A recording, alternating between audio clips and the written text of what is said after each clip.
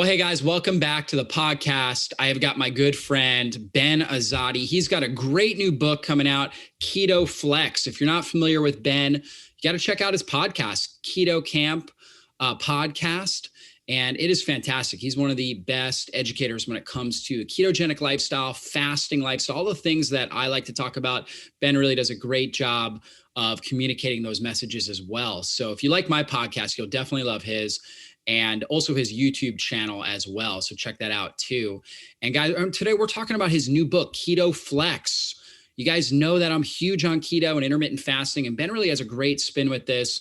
And this is a fantastic book that I would recommend for you guys to pick up. So Ben, welcome to the show. So grateful to be here with you, David. I love what you do in this world. And I was honored to have you on my podcast twice already. So thank you for having me today. Yeah, and this is your second time on as well. We had you on early on in our infancy, our infancy period. And what a blessing! Now we're probably like, I don't know, we're probably like a teenager, preteen, something like that. Right? Yeah, you're growing up. You're growing up for sure. That's right. Well, Ben, obviously, you just wrote this book, Keto Flex, right? And so let's start by your story and how you discovered keto and the ketogenic lifestyle. Yeah, and thank you for endorsing the book. Your name's in there. You wrote a great testimonial, and I'm just so honored to have that because you have been a huge inspiration to me for several years, David. So thank you first and foremost. So keto, I came across keto in 2013, 2014. I was actually transitioning from a plant-based diet, a vegan diet, where I was really dogmatic about it. And I did it for a year and a half, and my health actually suffered as a result. I was duped by a lot of these documentaries and the China study, which we know there's a lot of flaws in there, but I didn't really know how to read research and understand the studies. So I fell into that. And I was telling all my friends and family, you got to be vegan. You got to save the world and save your health and blah, blah, blah. So I put myself in this box. And then a few months into the vegan diet, I realized I actually don't feel so good, but I kind of handcuffed myself by saying all that and putting myself into that dogmatic box. And I just kept with it for a year and a half. And I decided, okay, this is really not working for me. I need to go get some lab work done. I did. It verified how I felt. And then I started to get into other research. You, David, Dr. David Jockers, of course, Paul Chek, Dr. Pompa. And I started to understand this process of ketosis. And I got into this, I started to research ancient healing strategies, and I came across ketosis. And it was so fascinating to me to understand that every single one of our ancestors actually did keto. And there's nothing really new about it. It's just more nuanced. Every one of our ancestors did it. Their environment forced them into ketosis, similar to fasting. So I decided to actually transition away from the vegan approach to a ketogenic approach. And it was just so healing to my body. For the first time, I really started to understand health at the cellular level, and I felt better. My inflammation reduced. My performance at the CrossFit gym I was going to improved as well. And I started to feel really good. And I got really obsessed with understanding ketone and ketone bodies. And that's where it all started for me back in 2013, 2014. Yeah. And that's when it really started picking up in popularity as well. You were an early adopter on it. And so let's talk about really what ketosis is. A lot of people think it's all based around a diet, but it's really a physiological state. And I'll let you go into more detail there. Yeah, you said it. It's not a diet. It's a metabolic process. And when we think about it, our birthright is actually to burn fat. Babies that are born into this world that are breastfed go in and out of ketosis because we know that there's saturated fat cholesterol in breast milk, which helps the development of that baby's brain. So it is our primal birthright to burn fat, and it's very healing to the body. We have about 70 trillion cells inside of the body, but only two options for fuel. Either we're burning glucose or burning fat. And when we're stuck as glucose burners, AKA sugar burners, it's a toxic fuel source. I always compare that to a truck speeding through the highway with all the smoke coming out of the exhaust pipe of that truck. That truck is not going to be healthy for the surrounding environment. Well, when your cells are burning glucose, it creates a lot of cellular smoke and cellular toxins, not healthy for the cellular environment. So if you could use keto and look at it from a lifestyle lens, not a fad diet, you could teach the body and the cells to switch fuel sources to fat, which we know is a cleaner source. It's like a Tesla cruising through the streets, much cleaner for the surrounding environment, much cleaner for your cellular environment. So that's why I love keto, because it could help reduce inflammation at the cellular level. So now your hormones could do a better job, the nutrients, the oxygen, your thoughts could actually penetrate your cells much better. And that's what it's about. It's about teaching your body to have that metabolic switch and flexibility, like you teach, David, to tap into this ancient healing strategy, which we know reduces inflammation in the body. Yeah, for sure. And when most people think about fat burning, they think about weight loss, but I think about it from this perspective. I've never tried to lose weight in my entire life. In fact, if I could put on another 5 pounds of muscle, I'm all for it. But yet I really enjoy being in a state of ketosis, and I really love it for the brain health benefits. I feel really mentally clear, really mentally sharp. I feel, I don't have any pain in my body. I just really feel great. I'm able to perform at my best. So if you're looking for high performance, being in a state of ketosis is really an ideal state. However, we don't want to be in ketosis all the time. And that's what you talk about in your book, Keto Flex. So let's talk about that. Yeah, exactly. So when we look at our ancestors, yes, they all did keto, but they didn't stick with keto long term. Whenever they had the opportunity, when they came across honey or tubers or fruit, they would eat that. They didn't look at their tribe and say, we don't eat that, we're keto. No, they would eat that. So there's not one culture in the history of this world that stuck with the same diet long term. It's not until the last 50 years or so that we have this new problem that people are sticking with the same foods and the same diet, which we're not designed to do. It doesn't create any kind of adaptation in the body. And we know when we create a change and we force adaptation, good cells get stronger and bad cells don't adapt. And that change is this hormesis, right? This hormetic curve that we start to see benefits. Mm-hmm. So Keto Flex, the reason I call it Keto Flex is because we want to actually teach the body to burn fat and have that as your primal fuel source, but not the only fuel source. We want to have times where we actually flex out of ketosis and flex back in. And that's the premise behind the book. So I've seen four major problems with those people who stay with keto long-term. And people always ask me, David, what is long-term? I would say anything more than about 6 months of strict ketosis could be considered long-term. Yeah. Number one, I've seen fat loss actually slow down. So if you want to lose weight on keto, which can be done, the body will want to actually preserve that precious fuel source, fat. The number one priority for the body is survival. And if you've only been giving it fat as a fuel source, it's going to want to preserve that fuel source. So I've seen weight loss and some of the results slow down when you're too regiment with it. Number two, we know that the thyroid gland produces T4 hormone, which is that inactive form that needs to be converted to T3, which is the active form that is actually used by the cells. T3 is so important that every single cell has a receptor site for the T3 hormone, and it helps the cells produce energy, helps you burn fat, helps you feel good. Now, what helps make that conversion is actually insulin. So when you have chronically low levels of insulin from strict ketosis and or too much fasting, that conversion could become compromised. So those are a couple of reasons why we want to actually flex in and out of ketosis. Yeah, for sure. And also, if you're in ketosis too long, you can have an elevated amount of sex hormone binding globulin as well, right? So you end up with lower levels of free estrogen, progesterone, and testosterone, right? Which can obviously cause a lot of different issues too. Yeah, so I've seen some wonky levels of testosterone, estrogen, sex hormone binding globulin.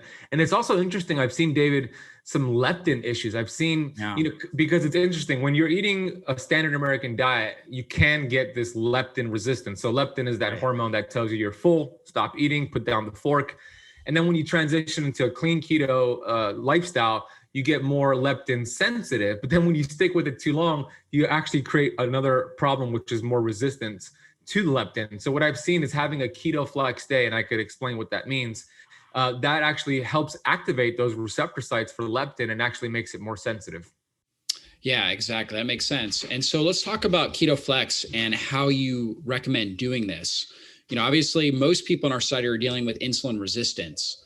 And so in order to heal that, we really need to dial down the carbs. We might need to apply intermittent fasting, different fasting strategies. And I know you go through all that in your book, but then there comes a time where we want to really, basically be able to adapt, like you talked about, creating that sort of carb cycling or, Keto Flex model, like you talk about in your book.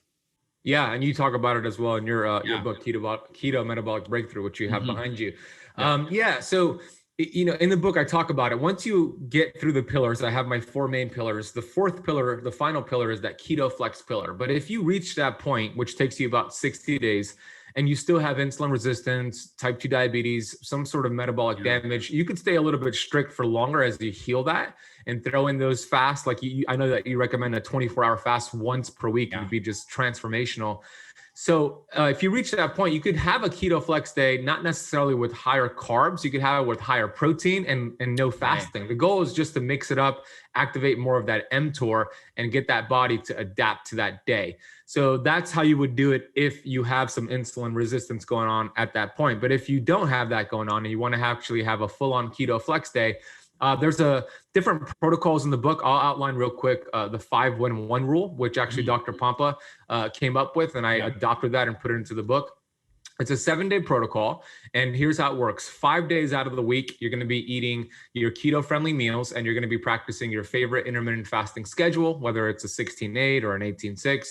Ideally, you don't want to have more than 2 meals during your eating window, and you want to keep those 2 meals keto-friendly, keep the total carbs below 50 grams. You want to be in ketosis for those 5 days. Now, the first one in the 5-1-1 rule is a 24-hour water fast, one of your favorite protocols, David, where you just go dinner or lunch to lunch, but just water and sea salt for 24 hours to get more fat loss, more autophagy, and more gut healing. We know through research that it could be profound to reset the gut by just having water for 24 hours. And then that final one is your keto flex day. And you don't really want to practice fasting on this day. You want to have your breakfast, lunch, and dinner. You want to increase your total carbohydrates, healthy total carbohydrates, somewhere between 100 and 150 grams for this day. You could also increase your protein and then lower your fat below 30 grams for that day. That's going to intentionally flex you out of ketosis. But if you've done it the right way and you've built up this metabolic machinery, you should be able to go right back into ketosis within the next 24 to 48 hours. And that's the goal, that metabolic flexibility. And that's how you would do it. That's the 5-1-1 rule. Yeah. And that feast day, especially after you've spent a lot of time building the metabolic machinery to get into ketosis, is really a stressor, especially dialing down the fat. So your body's all primed to burn fat for fuel. And now you're increasing the carbs, increasing the protein, and increasing mTOR and insulin. And it's a stressor on the system that you've got to adapt to, just kind of like weather change, cold shower, exercise, things like that. All these things are stressors on the body, but the body adapts and gets stronger and more resilient through it. Exactly. That's what we want to do. We want to continuously to stress the body in a good way via this hormetic principle. And it's interesting because hormesis has this curve that so hormesis is a stress that you force to the body that gets you a positive outcome. Exactly what you said, David. And when you start to do hormesis, whether it's ketosis or fasting or cold exposure or exercise, you start to benefit. So you have this curve going up. Yeah. But then when you stick with it and you get too much stress, it starts to decline. And if you stick with it too long, you could actually really hurt yourself. So that's the magic. It's always changing it up and flexing in and out and creating this adaptation, like you just said. Yeah, exactly. So again, not all stress is bad. We got to get the right amount. It's the Goldilocks method. It's like we've got to get just the right amount for our body. And it can be unique for each individual. So that's where listening to your body comes in and really listening to the feedback that your body's giving you. But you've given a great framework for how to get started with that and how to implement that. Now, how do you recommend somebody get started? Let's say there's a listener out there that, is really new to this information. And in your book, I know you kind of take somebody from a beginner level and graduate them up to where all of a sudden, now they're in ketosis and they're implementing the Keto Flex principles. But how do we get started? Yeah, the first thing we want to do is we want to start to increase our healthy fats. And there's a protocol in the book called the 2-2-2-2 rule. So this is perfect for your audience who wants to do keto and they're starting very soon. Every single day, you want to consume about 2 tablespoons of either grass-fed butter or grass-fed ghee, 2 tablespoons of olive oil or avocado oil, 2 tablespoons of coconut oil or MCT oil, and then the final 2 is 2 teaspoons of sea salt. What that's going to do, it's going to teach your body to start utilizing fatty acids instead of glucose, and the sea salt will be there to help replenish the electrolytes because you're going to lose some electrolytes. So as you do that, at the same time, you want to gradually decrease your total carbohydrates to eventually drop that below 50 grams for the day.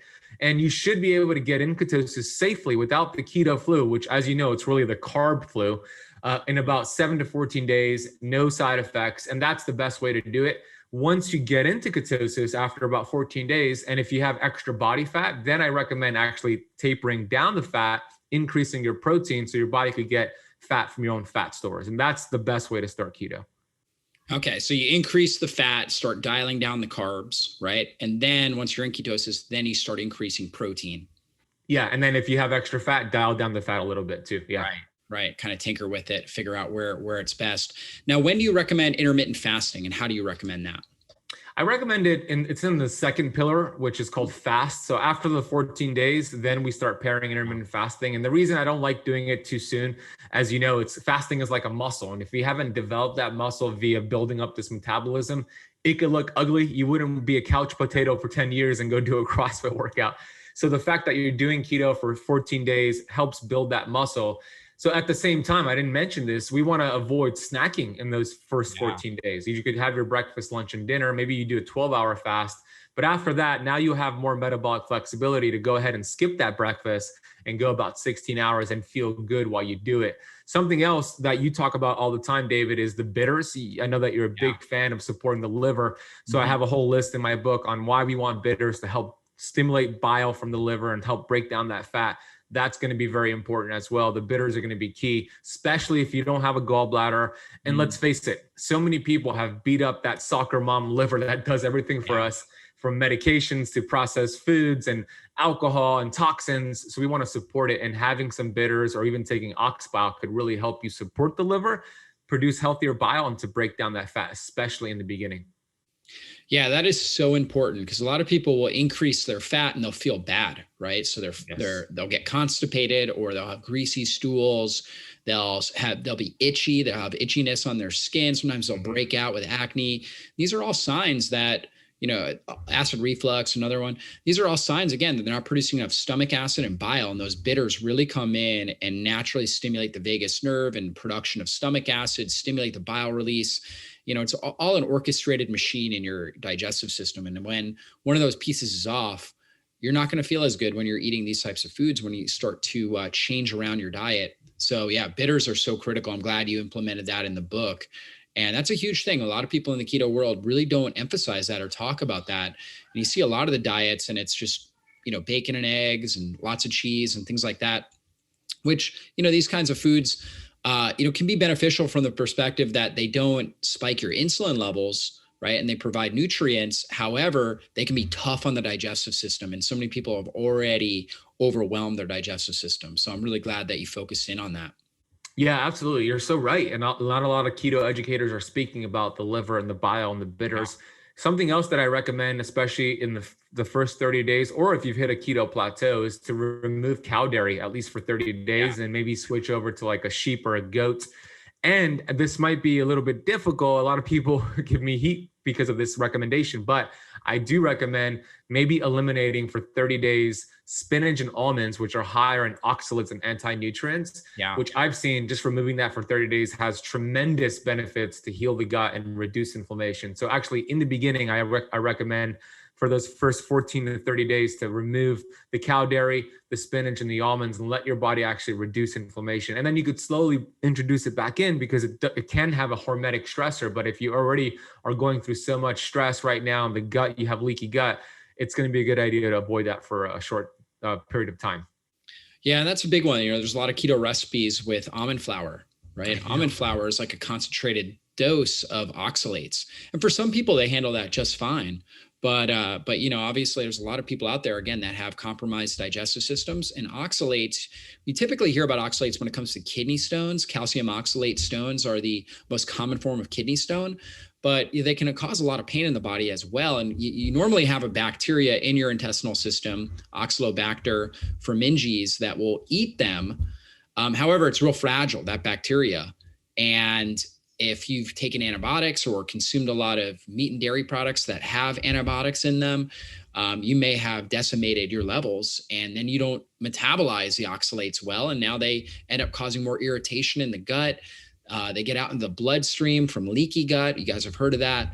So where your gut lining is damaged, now the oxalates get out, they start causing more inflammation in the joints, in the brain. A lot of people with brain issues, kids with autism, ADHD, a lot of times there's an oxalate component. So yeah, it's definitely important things. And you mentioned two of the biggest food sources, spinach and the almonds.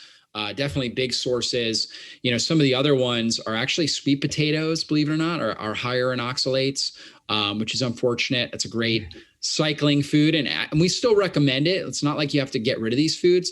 It's more like you just want to be aware of how your body responds to these foods. I think that's really the big thing. But really almost all nuts, seeds, they're going to be higher in oxalates. It's a plant defense system to prevent the plant from, being wiped out by a predator. So it kind of slowly poisons it over time.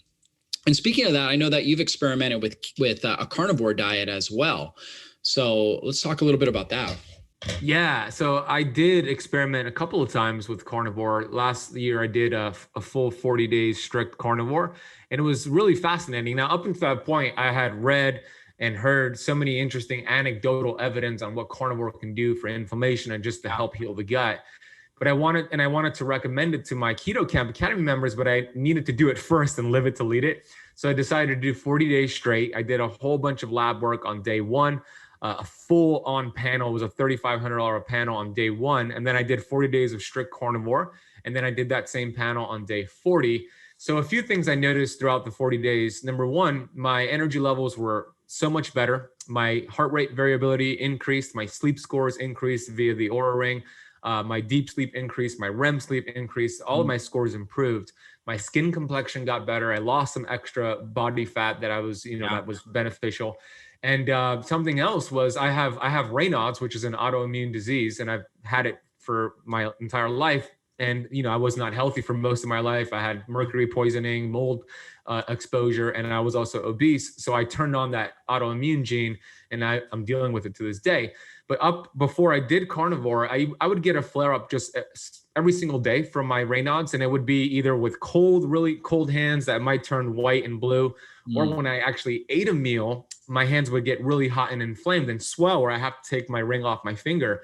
So when I did the carnivore, David, in those 40 days, I only had 2 small autoimmune flare-ups the entire 40 days, which was really fascinating. And I felt so good.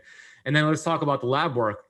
So I did a whole bunch of inflammatory markers. I did C-reactive protein, homocysteine, fibrinogen. I did my cholesterol panel, NMR panel, A1C. I did a whole panel. And all of my inflammatory markers decreased from day 1 to day 40. One of them specifically, high sensitivity C-reactive protein, which is a good assessment at looking at inflammation and assessing your risk of a cardiovascular event. On day 1, my C-reactive protein was 1.1, which is pretty good. On day 40 of eating nothing but animal fat, cholesterol, and protein, it dropped down to 0.5. Which flies in the face of conventional wisdom that says if you eat cholesterol, you're going to increase your risk of disease, heart disease. What was the complete opposite? Homocysteine dropped, A1C dropped a point, and I just felt tremendous. Now my cholesterol went up and LDL went up, but all my inflammatory markers and oxidative stress markers decreased. So I was so convinced by this experiment and some of the research I've done that I included it as a chapter in my book, and it's my 3rd pillar called the phase pillar. So it's a 30-day protocol on carnivore. Wow. So the 3rd pillar is your phase protocol, 30 days on carnivore. Obviously you saw these kinds of results. Now, what do the meals look like there on a carnivore diet? Yeah. So there's 4 different levels to do it. The most strict one is level 1. And that's more probably for somebody who has severe autoimmune disease. They have a lot of leaky gut, a lot of things going on, which is just nothing but red meat, like beef and salt. That's it. Which could be super healing. As you know, red meat is pretty good. Level 2 allows all animal protein. So you could have some fish, you could have some fish, bison, and lamb, whatever you want, any animal protein. Level 3 is everything I mentioned plus eggs and dairy. And then level 4 is the most flexible, everything I mentioned, plus a little bit of some like plant-based sauces, some mushrooms and things like that. I did a level 2 combined with the level 3. And I'm very active. So I actually cycled in a little bit of some raw honey around my workouts, which actually made a big difference for me. Yeah. So for me, I feel so good when I eat red meat. Like most of my meals were red meat, some butter. I did have some dairy the final 3 weeks. So that was pretty much the bulk of it. But I did focus on getting a lot of the organ meat to make sure I'm getting in those nutrients and balancing the amino acids. So I either supplemented with organ meat or had it in the form of like liver or like heart, and I combined that with the ground beef. So that was my protocol personally. Yeah. And for somebody, so you've experimented with going both plant-based as well as carnivore. And, based on your labs and how you felt, seems like carnivore, you experience a lot better results. And so why do you think that is? Well, I think for me, it's gut issues, leaky gut. I Yeah. think almost every American has some form of leaky gut, right, David? Yep. So I definitely had leaky gut. I probably still do to this day because of the fillings that I had in my mouth, right? I had 8 silver fillings for 20 plus years, dude, which leaked mercury into my brain, into my gut. Shouldn't it be criminal to put that in a kid's mouth? It really should be. Yeah, it really should be. And they're still doing it to this day. So yeah, I had that. I lived in a moldy home that I didn't even know for 3 years, dude. And I moved out of there. So that really beat me up. So for me, I didn't do well with all these anti-nutrients. It was really making things worse. And I feel so much better when the majority of my plate is meat. I look better. I feel better. It's just a game changer. And my lab work verified it. So, and I think that's the case for most people out there. What do you think? Yeah, I mean, I absolutely agree. I think, in the nutrition world, we really get lopsided where we're thinking about nutritional value, and, there's always a bias, towards plants and the nutritional value that plants provide. And, I'm a fan of eating plants. I eat plants on a regular basis, and they do provide a lot of key nutrients, but you always have to take in, what is the cost of eating that plant? So if you're eating, a piece of fruit, an orange, let's say, you have a lot of vitamin C, you have bioflavonoids, which are great nutrients, but you also have fructose, right? And high amounts of sugar. We know that that's going to cause more issues with blood sugar dysregulation. So there's an anti-nutrient in it as well. So it's like you're paying a certain amount of money in order to get, a certain amount of value. And depending on how your body responds to the anti-nutrients, that food may have a net cost that's greater than the benefit, so you may end up in the negative, right? If it's like balancing your checkbook. Mm-hmm. And as long as you're producing enough stomach acid, that is the main area where, breaking down red meat, for example, steak, you need to produce good stomach acid. Once you produce the stomach acid to really break it down and bile and stimulate bile flow, so you can emulsify the fat that's in there, then it's easy on the rest of your system. So I've seen some individuals with real low stomach acid, they eat a steak, they do terrible, right? Mm-hmm. And then there's individuals that have more issues with leaky gut that are, they eat broccoli and they get bloated, for example. They have bacterial overgrowth in their small intestine. So one of the things, Ben, that I actually like to do, and I do talk about a little bit in my Keto Metabolic Breakthrough book, is, we do a steak test, right? So you eat a steak, and then it's just like a 6-ounce steak, and that's it, right? Maybe some salt on it.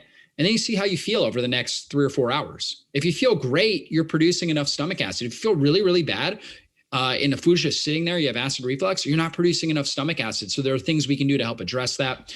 And then I'll have them eat a fat bomb, right? So they get, like a coconut butter, maybe some chocolate in there, fat bomb, and they eat that. And that's mostly just fat. And so if they, again, see how you feel over the next 3 or 4 hours.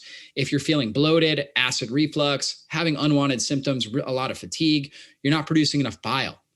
And then we'll have them eat broccoli. So just basically steamed broccoli, and you just eat that. Normally you eat a bowl of broccoli, you should feel fine, right? Over the next 3 or 4 hours. And if you're not, that's a sign that, you've got bacterial overgrowth in your intestines, in your small intestines. And you may also have pancreatic insufficiency where you're not producing enough pancreatic enzymes. And oftentimes those things go hand in hand. And so, that's kind of like a litmus test to kind of see where you're at to get started. And if you feel good eating the steak, I've had a lot of people, they do that and they feel a lot better eating the steak. That's a great person, great candidate for somebody to go on a carnivore diet for a period of time. Like, I don't recommend it long-term, but for a short-term period of time, and see how that person does. And they might respond like you and do great. I think I could do a carnivore diet. I do great with steak and meats and things like that. So I'm pretty sure I could do that and do great. Yeah, I love that test. I think that's brilliant. The steak, the broccoli, and the fat bomb. I think that's so brilliant. There's no fancy test required. Just buy the products, eat it, and then listen to your body. It's brilliant. And then if you determine that you can't process the meat, like you said, there's things you can do. You could take HCl, you could take some supplementation, right, some digestive enzymes. So there's some workarounds, but it gives you that data. So I think it's brilliant. Well said. Yeah, for sure. And I think we do have an epidemic of bacterial overgrowth in the small intestine, Yeah. or really just, microbial overgrowth in general, because it could be yeast, could be parasites.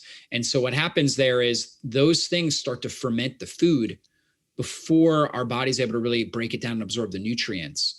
And that over fermentation in that area of the body, we're not meant to deal with that. So that ends up causing more gas production, which can put pressure on the stomach, causing acid reflux. We have an epidemic of silent reflux. If you got to clear your throat a lot, it's a sign of silent reflux, where it's like you don't have the heartburn, but you're still getting acid jumping up in the esophagus. And that's actually not too much stomach acid. It's actually typically a sign of too much gas production, usually too low stomach acid or bacterial overgrowth, or a combination of those things. And a carnivore diet can be really great for that, because you're reducing the amount of fiber and fermentable foods. And that's what these microbes really thrive on. I mean, they can break down proteins and stuff like that, but they really thrive on the fiber. And so doing that can really help. And also intermittent fasting. I mean, you and I are both huge fans of that. One of the best things for the gut. And we talked about that on your podcast. Yeah. How that really helps heal and seal the gut lining as well. Yeah. Yeah. And it stresses the gut, which creates that diversity. Right. So absolutely. Exactly. There's so many protocols and tools that we can use. And I also agree with you, David. I love carnivore. I don't think it's a great tool long-term. It's something that you do short-term. The goal is not to just avoid these anti-nutrients forever. The goal is to maybe remove them short-term, doing some things to fix the gut, and then you could reintroduce specific foods and see how your body responds to that. And that's what it's about. It's developing that relationship with the body so you can understand what works for you, what doesn't, and continuously do these tests and then change along the way. Yeah, it's so important. And so some of the people out there may do terrible on a carnivore diet, and you may do great on, more of like a whole food plant-based diet. I always think about it like a bell curve, right? So on one side of the bell curve, you got the people that seem to thrive on a, whole food plant-based diet. And you have the other side of the curve that seems to thrive doing a carnivore diet. And you may be in the middle. You may be able to kind of cycle between the two if you want to. Or just kind of figure out, the routine that works best for you with that, and experiment with these kinds of diet strategies. I know you're a fan of that as well. And so, Ben, what are you typically doing on a regular basis now? Like, what is your typical routine?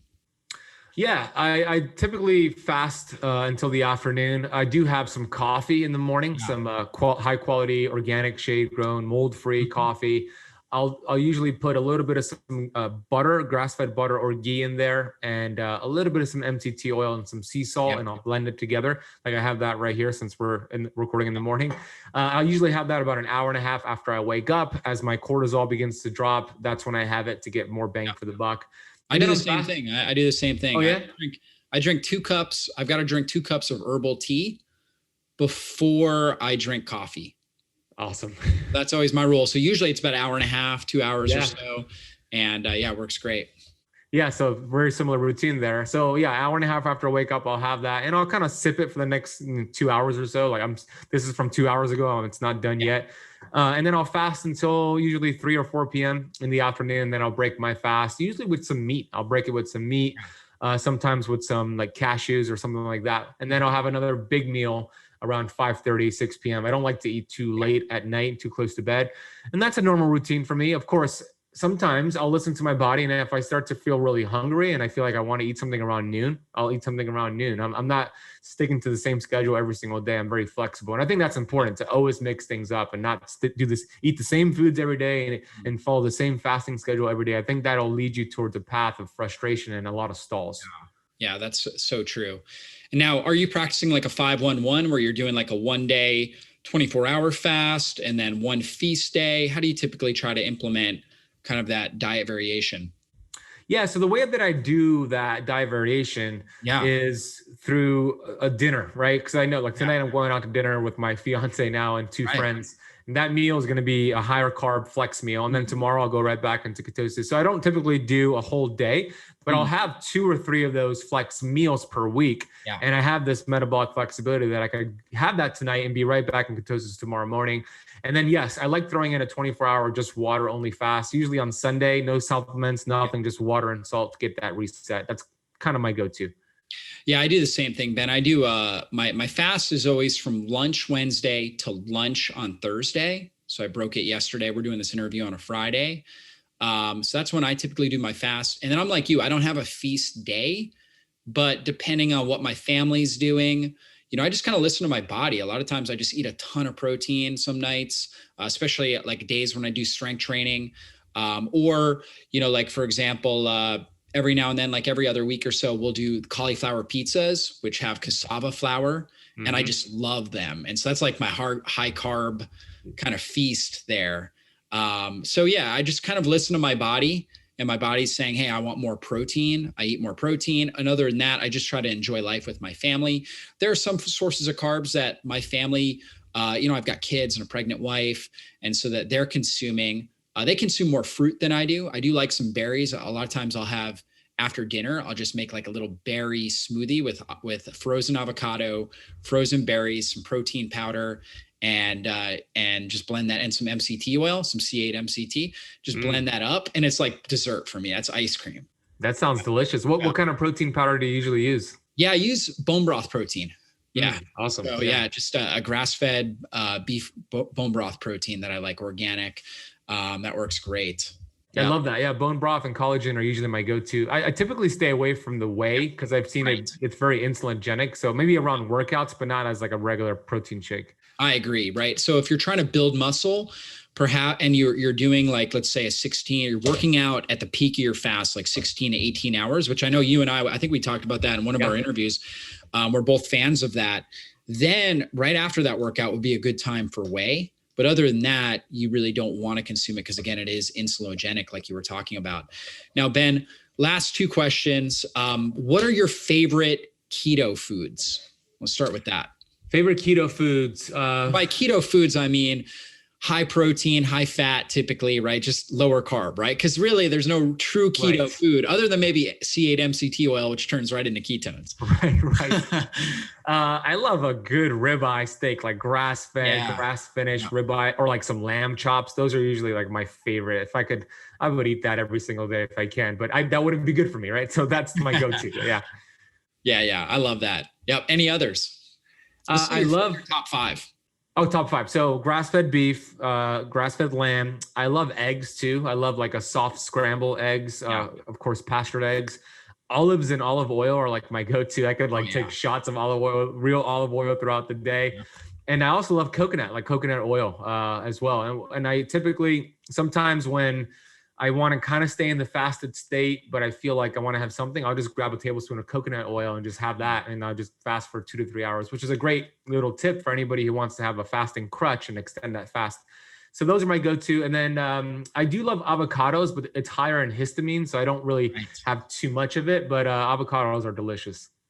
Yeah, so good. I love all those foods. And, most people don't talk about olives, especially in the keto world, right? Yeah. Most people are underutilizing them. One of my favorite things, I make this Mediterranean salad with like diced cucumbers, onions, olives in it.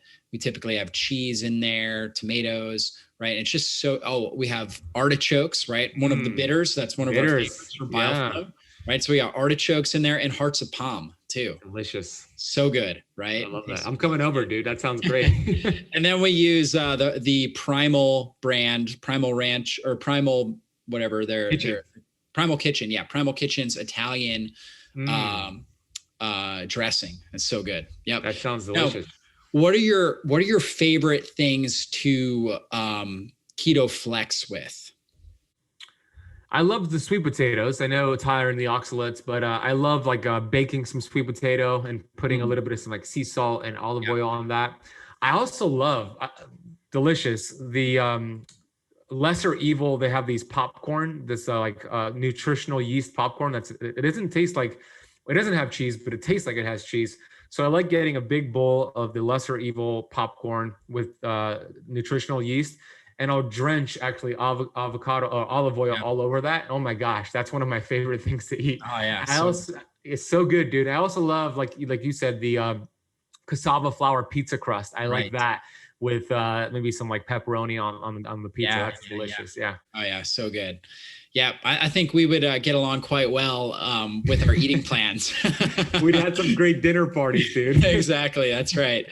Well, so good. So good, guy. I'm really, really proud of you, Ben, for all the great work that you're doing out there with Keto Camp, with your podcast, and with this great new book, Keto Flex, guys. I definitely would recommend going out and picking up Keto Flex. You can find it on Amazon. Anywhere else they can get it? Is it at bookstores? Is it on your website?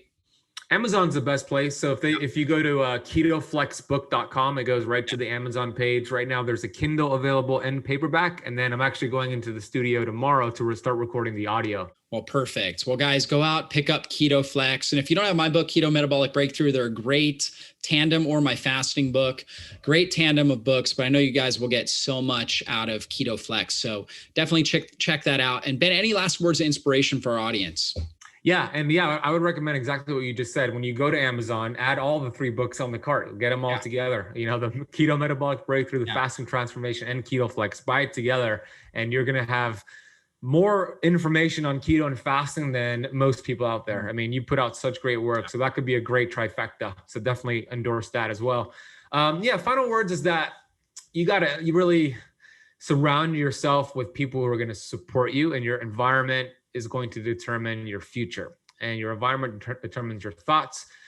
So if you're around a toxic environment, if you're watching the toxic news, if you're on your Facebook feed all day long with this fear mindset, negative mindset, gossiping mindset, you're going to fall right aligned with that, and you're not going to be able to heal your body. So detach from that, turn off the news, open up a book, surround yourself with podcasts like this, people who are going to uplift you and support you, change your environment. It'll change your thoughts. And when you change your thoughts, you change your life. So that'll be the last thing I want to share with your awesome audience. And I want to say thank you to you for your amazing work, David, and for having me on your podcast twice now. It's an honor. That's right. Well, thanks so much, Ben. I have to have you on every year because you just provide such great content. And, whatever you're working on, I know my audience will always love and enjoy. So again, guys, check out the book, Keto Flex, his podcast, Keto Camp Podcast, and YouTube as well. And we'll see you guys on a future podcast. Be blessed, everybody.